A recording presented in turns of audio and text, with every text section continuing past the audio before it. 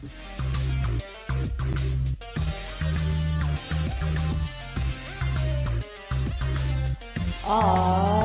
you ready? High voltage is upon us. Join our hosts, Chris and Sean, while they turn up the voltage. Welcome back to Dadnarok High Voltage. This is Sean. And it's Chris. Hey, we are back once again to talk about the Mandalorian Season 2. This time it's Episode 7, Chapter 15, The Believer. Did they make you a believer? They did, Are yeah. we now believers? Bill Burr made me a believer. Oh, Bill Burr's character is awesome. And, well, we'll get in that a little bit here later. Dude, guys, we do this every week. Mandalorian, hit that like, hit that subscribe, give us a little bit of love. We enjoy doing it with you. And if you're watching us right now, we are very interactive. So drop a comment, let us know about something that's going on, and we'll be happy to interact with you. But let's dive into this. What were your thoughts? I mean, you've watched it twice now, right? Yeah. And I've watched it twice. Okay, so what was your first impression after the first time you watched it? Because I have two different impressions. It was kind of the same impression. I realized the second time around just how little plot there was and dialogue. It was pretty action heavy towards the center of it, with a lot more dialogue towards the beginning and then towards the end. Kind of the two biggest scenes were them springing Mayfeld, and then that table scene in the little Imperial cafeteria there. A lot of the other stuff was just kind of action sequences, but I enjoyed it. Like I said this morning, it feels like a filler episode, but as far as a filler episode, it was pretty dang good. I think there's some very, very undertone things that are going on with this episode. And if you're not into the extended lore with the books, there's no way you'll know what it is. But for my first instance, when I watched, I was like, it was fun. It looked great. Yeah. Everything felt like those high stakes, but it kind of felt like, they were on the train and they get the spider. It had that, they were going for just big and bad. Right. I love the ending of it. Yeah. But the second time around, you mentioned the lack of dialogue. Right. But when there was dialogue, they were referring to things that have not been referred to yet in any like Star Wars television show, cartoon, or elsewhere. Yeah. So, I mean, we'll get into that a little later because it started piquing my interest. And then like I said earlier, my Star Wars sense is tingling. And then I started going off into certain areas, and I'm probably hyping myself up higher than I should. The only two things that I caught that I were semi aware of is the Battle of Tanab, which Lando mentions in Return of the Jedi, and then the Operation Cinder, which is something that I'm slightly aware of from the Aftermath novels. But that's the only thing I know. So Cinder, that's what piqued my interest. Yeah, because there are things that are connected to Cinder that may be connected to Moff Gideon, and maybe even as far as Thrawn. Okay, it depends on where this certain group, who they're connected with, because they started acting independently, right, at a certain point. All right. Well, we'll get into it naturally here. So, as we start the episode, coming from last episode, I was a little concerned because the way we left last episode, they were like, okay, well, we've got to track down this Mayfeld guy to help us out. And it seemed like just a distraction, almost like a detour on the plot, because the last episode was so plot heavy. I mean, so much stuff happened, and Grogu, yes, Grogu, not Goku, was taken, and so it seemed like a bit of a distraction, but it turned out to be a good episode, and Bill Burr's character I thought was okay in that initial season 1. Are you getting knocked on? Hold on. I'm getting very irritated. I'll be right back. Okay. I'm live. I'm sorry, my jammies are in there. Okay, I'm literally recording online. Well, I didn't get a chance to get my jammies. Okay, yeah, I'm sorry. My back. It's all right. Let your wife get her jammies. Yeah. Oh wow. Okay, so all the behind the scenes stuff that normally isn't seen. You were saying, Bill Burr's character Mayfeld, that first episode that were in season 1, that wasn't my favorite episode last season. Like the prison break episode. See, I enjoyed that. Yeah, I mean it was okay, but I didn't really get a good idea of his character. I thought his character grew quite a bit in this episode. Like they gave him leaps and bounds. Yeah, no, from really, the very beginning when he's like on that chop shop world, yeah, Cathon or Carthon, the chop fields. right. Before they even said it, for a minute, my mind went right to Cal Kestis and where he was actually working for the Empire. That's And what I was like, thinking. It's not the same planet. I was wondering. No, because he was working for the Empire. This was actually for the New Republic. Oh, So both chop yards, but 2 different areas. I thought maybe it was the same planet, just a different time zone by different people. That's or different groups. But I'm sure there's more than one scrapyard in the galaxy. Yeah. So yeah. Anyway, it's funny how he interacts with this guard droid. That's like, hey, this Marshall is here to pick you up. He doesn't know what's going on. Next thing we see is Cara Dune just saying like, "Hey, let's get out of here," and she's not giving him any information. Yeah, no, not at all. He reluctantly follows her because it's like, what else are you gonna do? And they walk upon Slave One. Boba Fett's already standing on his front porch of Slave One. Boba Fett right there. The first thing I noticed from Boba Fett was he got his armor redone. Yeah, it was all cleaned up and painted. It looked like he had a nice clean matte finish. Yeah. Like even the dent he painted over. It's never looked that good, honestly. Even in like Empire and Return of the Jedi, it hasn't looked this good. Yeah, it was a nice fresh dew on it. Yeah, but it was funny. It's like, oh, I thought it was another one you guys. Yeah, and then Mandalorian walks out, and he sheepishly looks at him. Hey Mando, you here to kill me? It's been a while. Yeah. So they bring Mayfeld onto the Slave One. They discuss why the heck they're springing him, and he understands immediately. Like Cara Dune last episode, and even Mayfeld, who was briefly only with Mando for that little bit. Once they realize that the little green guy is in the hands of the evil Empire, then it's like you don't have to say anything else. Just like I get it, I get what you're doing, and let's go. I guess I'm aboard. Yeah. No, I mean.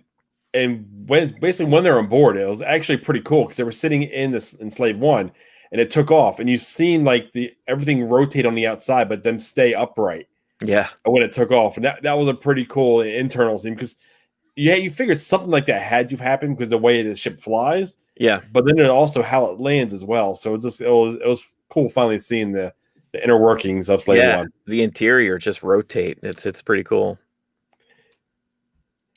Let's see. Trying to take a look. Well, then they tell him what they need to be done. They need to actually get the location of Gideon, and Mayfield's like, "Nope, I'm out. Just drop me back off over here." That's right. Yeah, he wanted no part of Gideon. And then he realized that Mando's going after Grogu. Why did I forget his name? Grogu. There's no K in there. Nope. Grogu. And he decides to go along too, but he is like, what do I get out of this whole thing? And Cara Dune says, you get a nicer view. I don't know. That was very vague. I don't know what that means exactly.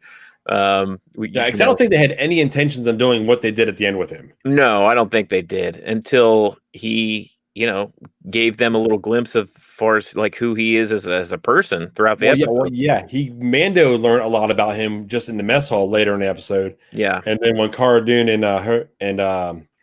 Finnick seen what he did, there was so much growth with his character, and I hope he becomes kind of the character, the pirate from Rebels and Hondo. I hope he kind of becomes the Hondo of this, because Hondo, I would love to see Hondo, but I mean, but if he kind of becomes that Hondo type figure where he kind of comes and goes in episodes, right? But he always has some type of big portion of it to be playing, or there's something that is at stakes for him as well. Yeah, and definitely with the growth we've seen with him, I think that should be the direction to go with his character. So they need to take a bit of a detour to this planet called Morak, which Mando assumes there's nothing there, but Bill Burr's character, he's aware that there is like some secret installation that's there, and he's going to have to go there to get, I guess, codes or basically codes to see what The coordinates, yeah. coordinates for Moff Gideon's current location. And that's what they're needing. That's what the whole goal is here. So they land on Morak, and it turns out that it's like ran by the systems are ran kind of ex-ISB, which is Imperial something Bureau. It's basically kind of like an FBI for the Empire. So they have pretty much all Rebellion and New Republic facial features and genetic codes like on record, at least some things that are on their records. And the whole lot of these folks aren't going to work besides Mando and Bill Burr. I keep calling him Bill Burr because he's so damn Bill Burr. Like, you know what I mean? Yeah, like, I know he's playing a character, but God, he could be at a firehouse in Boston. I mean, it's the same damn Bill Burr. He could be on a have a brick wall behind him in front of a microphone. Like, that's how I'm used to hearing him. But anyway, so it turns out it's going to have to be Mando to go down there with him because they don't trust him enough to go down there by himself. Yeah, no, they expect him to bounce or actually rat him out and become a hero on that side. So, I mean, that was pretty much it. And Mando's like, you know what? I'm going. Because he sees a way in. Yeah. And I didn't foresee him changing into this stormtrooper getup. Oh, it was so funny when after they actually changed into the outfits, and this is something that's been done. Even the original Star Wars, Han and Luke, they jumped a couple of stormtroopers and took their outfits, right? Yeah, when they were rescuing Leia in the first one. Yeah, so it's been going on in Star Wars for years and years.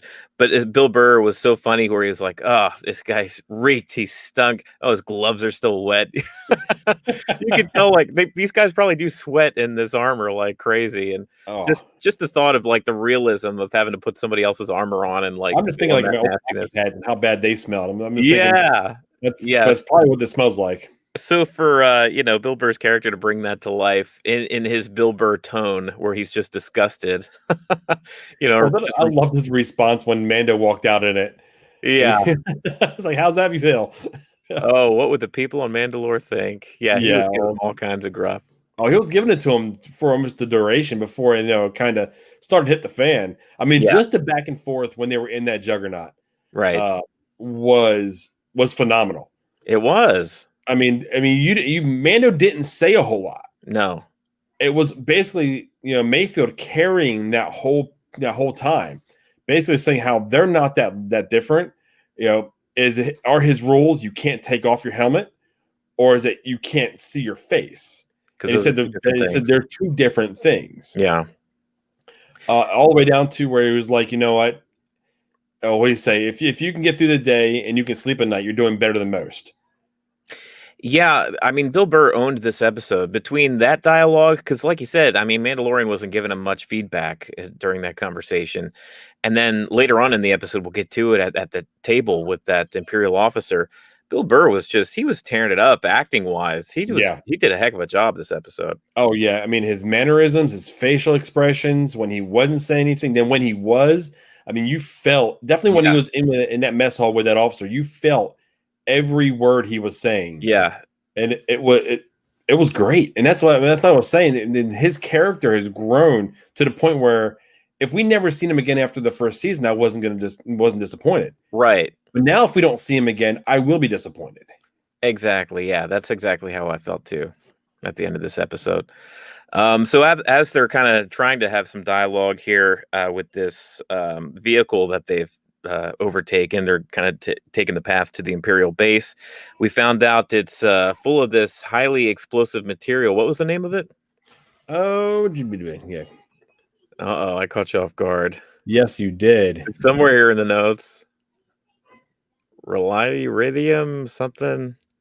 I saw it on here earlier, damn it. Oh. Anyway. Explode. Yeah, Rhydonium. Rhydonium, okay. Which apparently has been on Rebels before. I didn't know that, but I learned that it was a couple episodes of Rebels. But it's, it's just this highly explosive substance. It's kind of like carrying TNT or something. Like you can't shake it around too much. Can't do a whole lot with it. You better go low and slow. Yeah.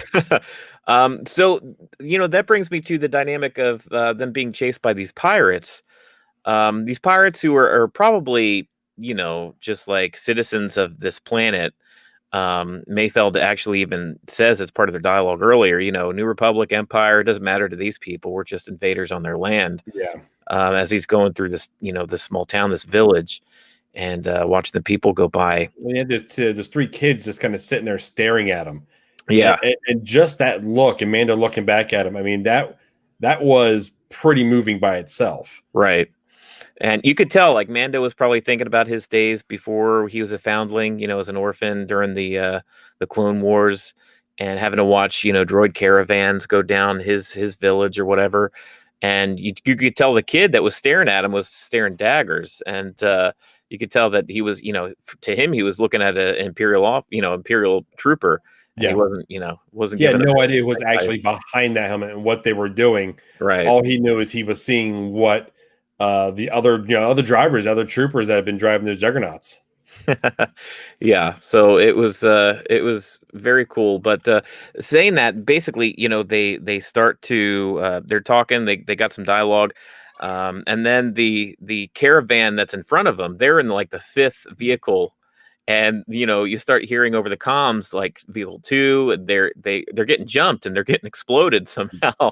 And Mando and Mayfeld, they don't know if it's because of this explosive material that's just going off, but it turns out it's actually these pirates. Well, you kind of hear a scream like they were attacked before the actual comms cut off. Yeah. So I didn't catch that till the second time around.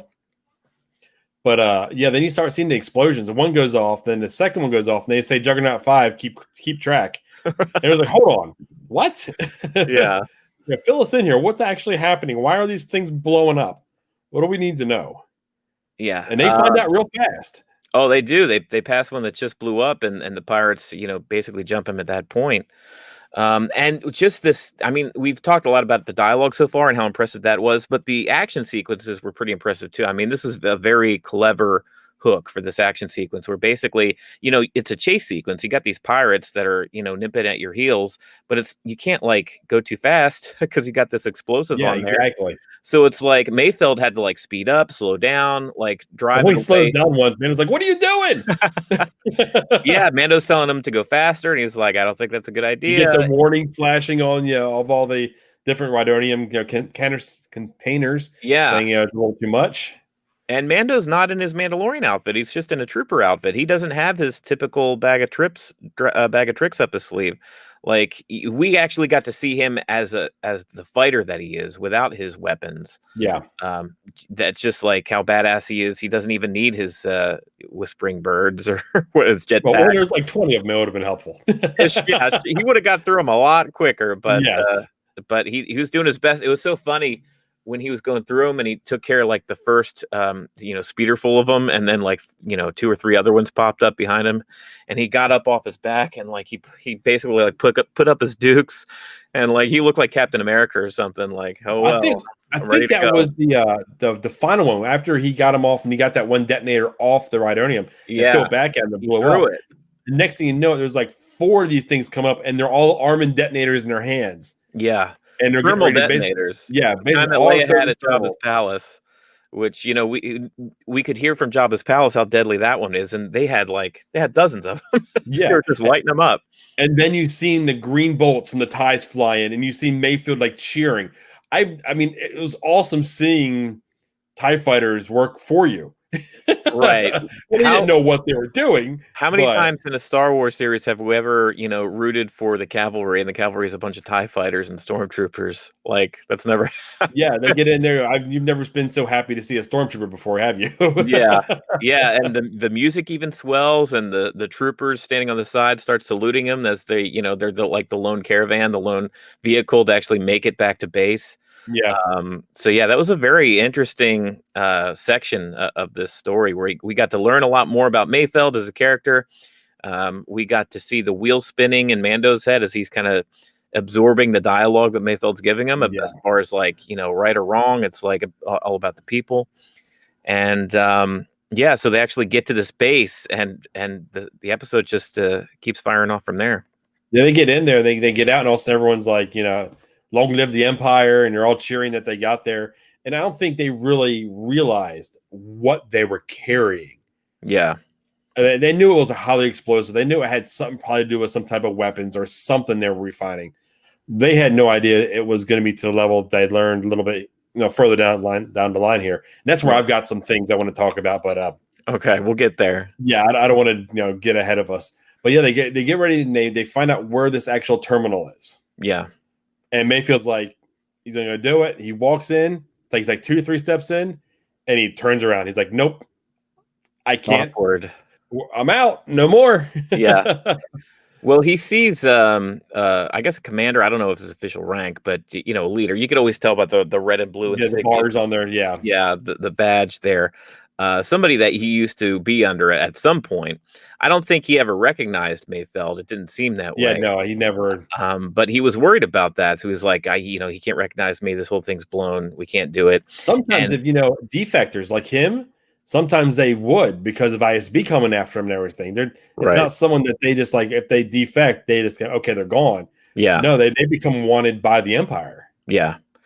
So basically we're at a catch-22 here where Mayfeld refuses to do it. We've come to an impasse, and basically Mandalorian, he had to make the choice. He's like, this terminal's not going to work. It's not going to scan your helmet. You have to show it your face, which, that's very writerly. It's like, gee, the one character, our main character who never wants to show his face, he has to work with a computer terminal that only works if you show your face and scan your face. Yeah. Okay.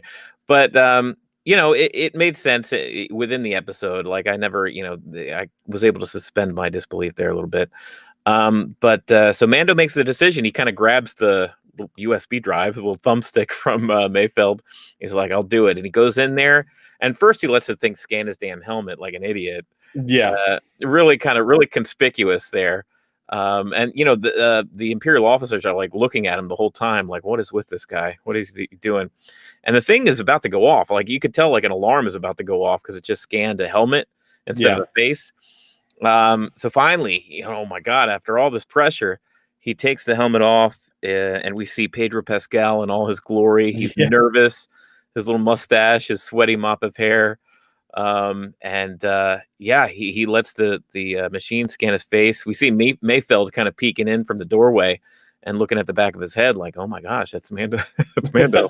Never seen this before. Yeah, he had to take a look. He couldn't help himself. Yeah, he couldn't. But whatever ISB security protocols are in this terminal, it actually lets him pass, and he's able to download the information that he's looking for. But not without finally getting, the attention that he didn't want from this Imperial officer that walks over to him. Yeah, no, it basically calls him out, and then he starts asking for like information about him, and he freezes. He doesn't know what to do. Yeah, he doesn't know have a TK number or anything, right? So he's like Mayfield sees him struggling, sees him sinking, and he sees this going bad real quick. And in Mayfeld's credit, he could have just taken off right there. He could have just walked off and let Mando be captured or whatever, and could have just made a break for it and gotten out of there at some point. Maybe, I don't know. We did have Cara Dune and Fennec outside with sniper rifles. Yeah, he wasn't getting away. Yeah, he was either going to go down with him or get out with him. There was no no double crossing him here. It was crunch time. So he did go in and he covered for him. He's like, you'll have to excuse this guy. We call him Brown Eyes. And he had an issue in the Battle of Tanab where, I don't know, something where the air pop is there. Anyway, air pressure, he doesn't hear too well or whatever. And it was just enough to skate by and this guy, this Imperial officer embraced them. Well, he dropped some TK numbers on him. It's like TK 593. Or no, it's TK 111, and then he dropped I think his old TK number, and he even gave rank and everything, which made it even more believable. So, and then like you were saying, the whole Brown Eyes thing. This Imperial officer was it Hess? Yeah, it looked like he wasn't buying it at first. Right, he was just kind of listening. Next thing you know, he leans in. He says, "Let's have a drink," because you're the only one that got through. I was like, okay. The old switcheroo of expectations. Yeah. Let's see where this goes from here. What can you do? I mean, they just want to get the hell out of there. They got what they need, but it's like, well, what do you do? All right. So they follow the guy. Fennec and Dune are like, what's taking him so long? They're just in there drinking. Yeah, they don't have a brew. Now, this is where things really heated up for me. Yeah. The second time around, because when they're sitting there going back and forth, and Hess wants to toast something, and Mayfield says, "Let's toast Operation Cinder." Right. It kind of in tongue in cheek, because you can tell he wants to rip into this guy. Right. Now, Operation Cinder. What? So this is a thing in the Star Wars galaxy. To mine, I'll let you know what I know, and then I guess you'll let me know if I'm missing anything. okay. But Operation Cinder was kind of like a backdoor plan that the Emperor had. If the Emperor was to ever be, killed, it was the kind of an automated protocol that would kick in place. And I think, if I'm right, these droids that were in the red robes and his holographic image, in this dome, that went out to the different like Star Destroyers and talked to like high-ranking Imperials to give them, plans or next steps. Order where to go. Yeah. Yeah, that was a part of the Operation Cinder. It was also like this group of like weather interfering satellites that would go from planet to planet, basically messing with the planet's weather system to kind of. Operation Cinder is like burn the bridge, like kind of deal. Yeah, Like, and that's like pretty if much. I'm dead- Yeah, I mean, you pretty much nailed it. It was a fallback plan. Yeah. It was down the lines of kind of the Star Destroyer when they did with Alderaan. It was like, we're Right. going to burn everything to the ground, and we're going to make you fear us Yeah, into submission. And you pretty much nailed that. But when they said Cinder, and then they started talking about that planet that they went to, what was the planet? Blanking on the planet that all took place on. But first thing that came to mind with me. Oh, Burning Khan. Burning Khan. Okay. Yeah. The first thing that came to mind for me when I heard Cinder, I started getting a little giddy. Yeah. I was thinking Shadow Wing. Shadow Wing is the top line, the best pilots of TIE fighters in the whole Imperial Army. Yeah. It's the 204th Imperial Fighter Wing. And they are ones that were actually carrying out a lot of the actual Operation Cinder. Like, I know one that they were directly a part of, and it was on Necrosis. Okay. And that was everything. And when they started talking Operation Cinder, that's where my mind went. And then when Mayfield seen that this Rhydonium was going to basically make Operation Cinder look like a drop in a bucket, I'm thinking, is this something that Shadow Wing would actually be involved in? Or I said, yeah, Shadow Wing. And they were acting kind of at a certain point, an independent agency. They weren't connected to one fleet. Mm-hmm. So they could have been anywhere. And it's the right timeline for this to actually, take place. So they could, from a book. Yeah, this is from Alphabet Squadron and Shadow Fallen. So there's gonna be three. So we're 2 into the series already. Yeah, and it all basically evolves around a member of Shadow Wing that defected, named Erica Quell. Okay, and she becomes a part of the rebellion or the New Republic at that time, and she is directly with Mon Mothma. Mon Mothma's trusting her to go ahead and continue moving on and finding Shadow Wing, because the whole purpose is they want to destroy Shadow Wing, right? Because they're the ones, if anyone, that's going to bring back the Empire this time is going to lead the charge.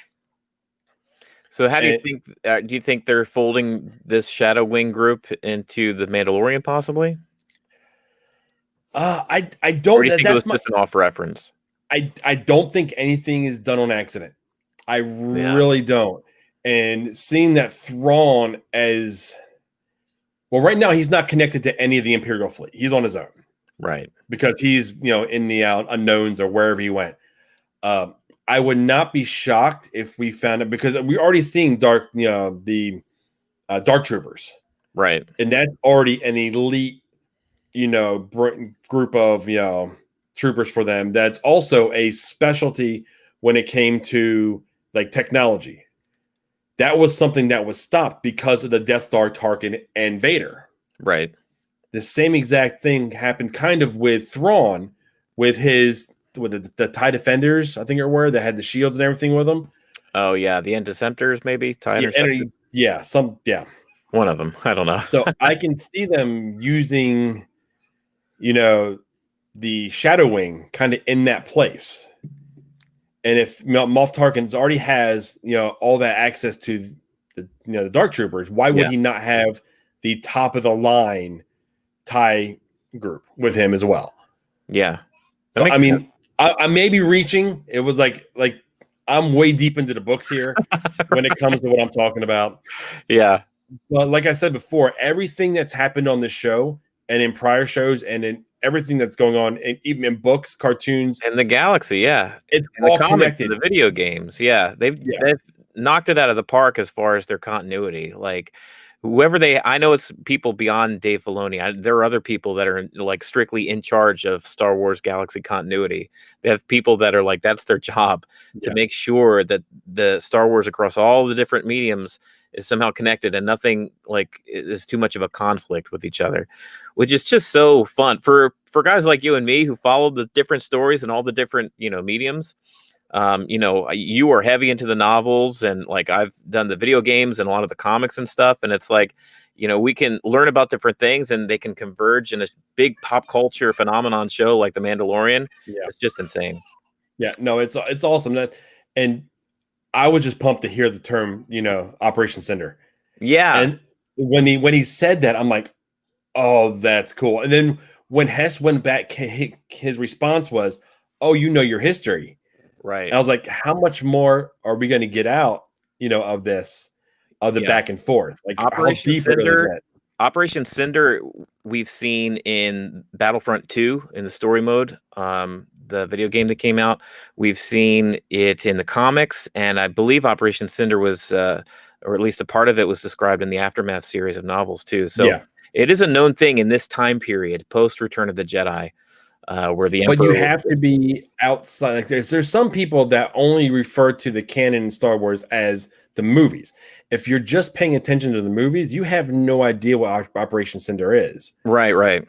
So I mean, you have to dig. You have to go one level, at least one level down, if not 2 or 3, to really get into some of the things that took place, or at least after the Empire fell. Fully appreciate, you you can like hear these things and it pings off different stories and story points in your head. Yeah, if we see Erica Quell in this, dude, I mean, you'll freak out. I would, and there would be a level of people that would, and it's only going to affect maybe 10% of Star Wars fans.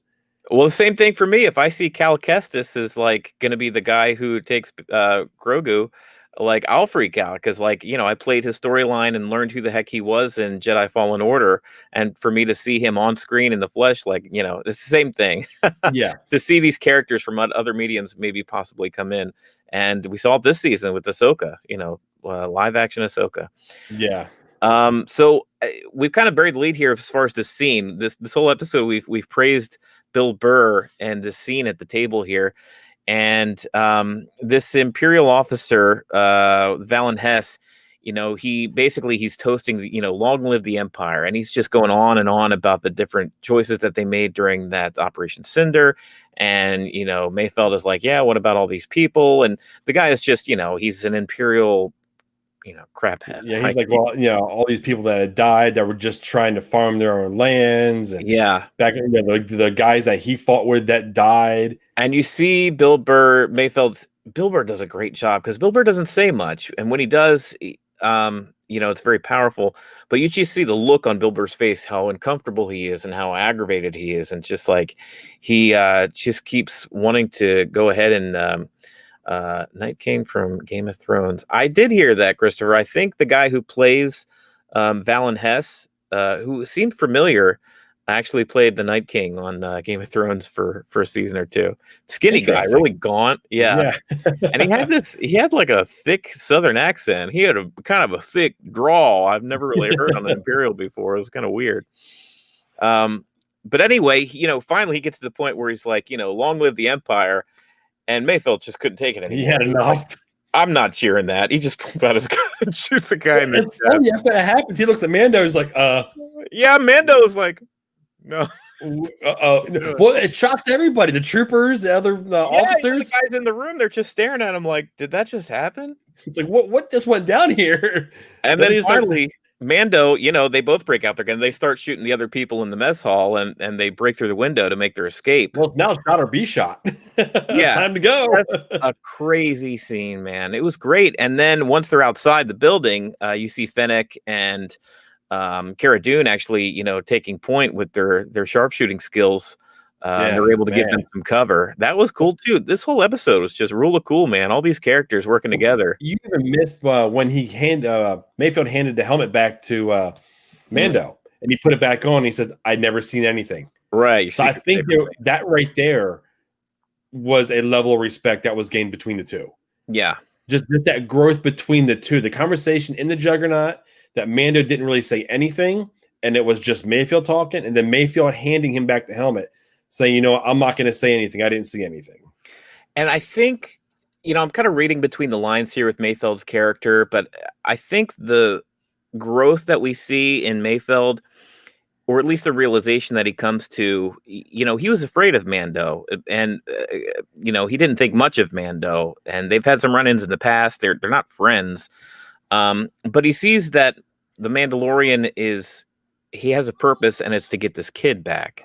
It's not like he's collecting some bounty. It's not for money. He's not on some mission for the Empire or the New Republic. This is about a relationship that he has with somebody else, and it was taken away from him, and he's doing what he can to get it back, even sacrificing his own rules, like they talked about earlier. Yeah. Like, where's the line? Everybody has a line until things get messy. Yeah. And he recognizes that in Mandalorian.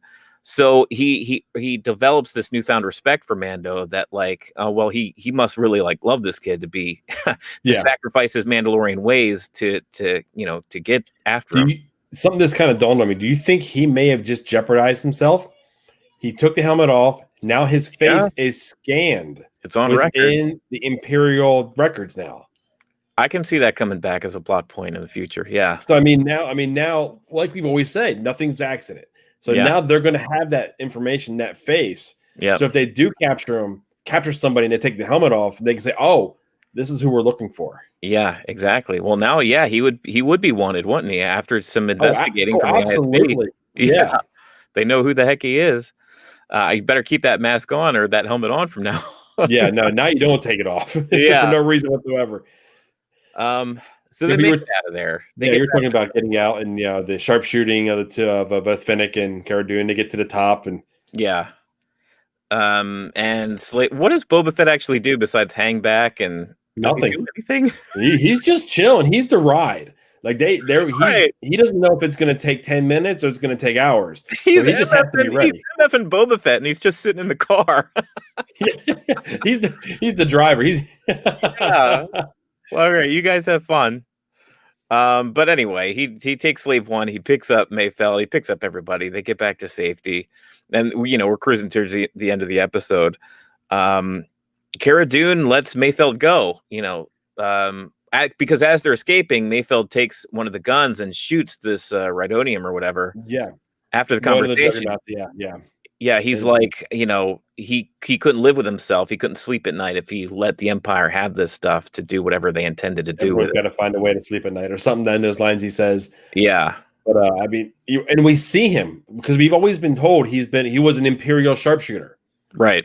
So he gets this rifle and he takes the shot, which it had to have been a really good shot. I hope we see him again. One thing I didn't think his character was all that cool. His character was a lot better in this episode, but in the first episode, he had all those blasters and guns that were mechanically, robotically coming out of his back and stuff, which I thought was very unique and very Star Wars, and I'd like to see that again.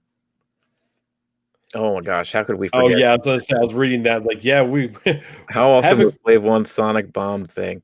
Man, before we got on here, Chris and I were kind of watching the tail end of the episode, and we watched that together. And it was the same, straight out of Attack of the Clones, man, when Jango Fett was being chased by Obi-Wan. And just the sound, how it reverberates, I remember how it sounded in the theater, dude, way back then. Yeah. Yeah. When I saw that, I was like, oh, yeah. Cheering. And just the fact it took out two ties like that, it's just, Yeah. It was awesome. Cara Dune even looked up at the sky and she was like, wow, impressive. Yeah, but you were saying how he picked up everybody. They're parked. They're talking. Well, first of all, why do you park? I mean, No, I don't know. I would just leave. Why stick around? Yeah, they're all looking for you nicety, now. maybe if you're going to let Mayfeld go, maybe send him to a cantina. So they just left him in the middle of some forest on some planet he's never.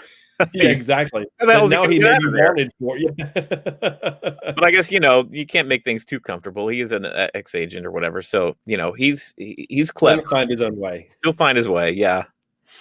But yeah, they start talking about like how he's dead, how he died in the blast. Yeah. And he's like, hold on. Are you guys saying what I think you're saying?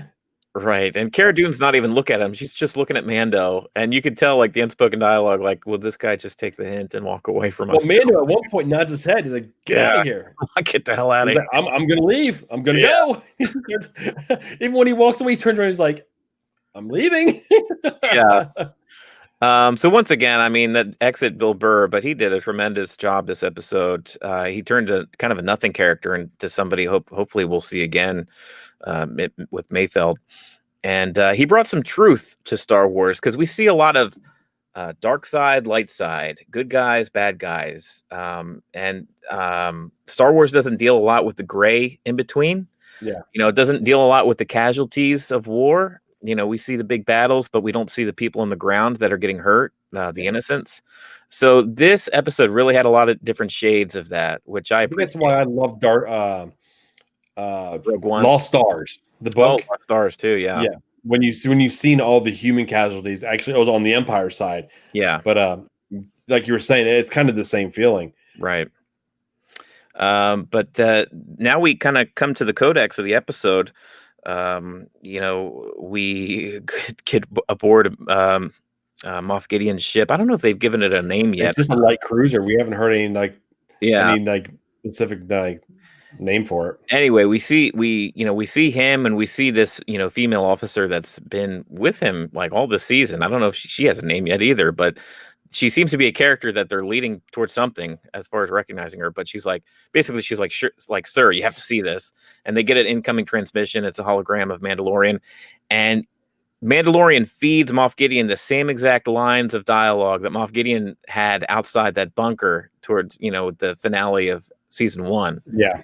You don't know what he is or how important he is to me. Yeah. All the lines of dialogue, he just gives it back to him, and it has newfound meaning with Mandalorian because you could tell that it has a different meaning. It's heartfelt. You have no idea what he means to me. It's not because of like how I can use him, how I can drain his blood of his yeah. It's like this kid is my son, that kind of deal. Yeah, he will be back with me, or yeah. So something that I want, and soon will be back with me. It was a direct threat to Moff Gideon, and Moff Gideon took it as such because you could see Moff Gideon. He's normally kind of has a smirk on his face. He wasn't smirking, dude. He was pissed. He was pissed, and he was probably shaking in his boots a little bit because nobody wants to have a pissed off Mandalorian on your tail. And on top of that, who has the kahunas to threaten him? Right. Like, probably doesn't. He knows what he has enough knowledge to be scared of him. Yeah. After that, how season 1 ended, right? And the Dark Troopers and the whole deal, all the interactions they've had with each other, making the Razor Crest a pile of Legos. Yeah, golly. Knowing all of that, he didn't back down. He's stepping right to him, right? And it's got to get him a little like, okay, we got something going on here. We can't just kind of brush this under the carpet. We are leading to an intense finale. I can't wait. I hope, God, the last couple episodes have just been like a little over a half hour. I hope it's a longer episode because I feel like we need something. We need some finality here with Moff Gideon. Do you think Moff Gideon's going to make it through the end of next episode? Oh, he's not going anywhere. Okay. He's not going anywhere. And quite frankly, I want to see Mando and all the good guys take a beat down. Oh no. Yeah, I need some type of Empire Strikes Back moment. And taking Grogu wasn't that for me. Right. Like we need, because us as an audience, they're building up Moff Gideon as some big baddie. Yeah. And quite frankly, we have one instance of him coming in and showing us, how big and bad he is. And that was the finale of last season. And now that he has Grogu, I mean, I want something. I mean, dare I say this? Blow up Slave One. Oh, and like maybe kill Boba Fett? Yeah, if Boba Fett dies in Slave One during the finale, Yeah. or something down those lines, do they have, I'll say it again, do they have the kahunas to destroy Slave One and Boba Fett after him not being around for so long? I can't believe you just called him Boba Fett. Oh, Are I you did trying to too. say something? Are you Dad trying to bod. body shame him? No, Boba Fett was a slip of the tongue, but yeah, dad bod. Yeah, I don't know. Once again, this season has thrown me for a loop as far as expectations. Really, the only expectation I have is that I hope to see a Mandalorian Gideon fight between Darksaber and Beskar staff. Beyond that, Yeah, I don't I know. didn't even think of that. Yeah, I think we're going to see that because Pedro Pascal, he played Oberyn Martell in Game of Thrones. Yeah. So he knows how to use a staff and fight with it. He's gone through that training. So I think we may see that even as just kind of a little Easter egg. Beskar will keep his head from being smushed. And I'm hoping to see at least maybe a little glimpse or a little hint as far as who Grogu contacted or who may be coming to be his mentor or maybe looking for him, what Force user. Hopefully we get some of that answered. But I don't know.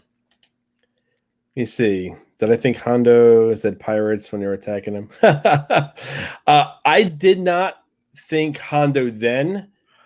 It would have been awesome if we seen Hondo pop in. I mean, that would have been great.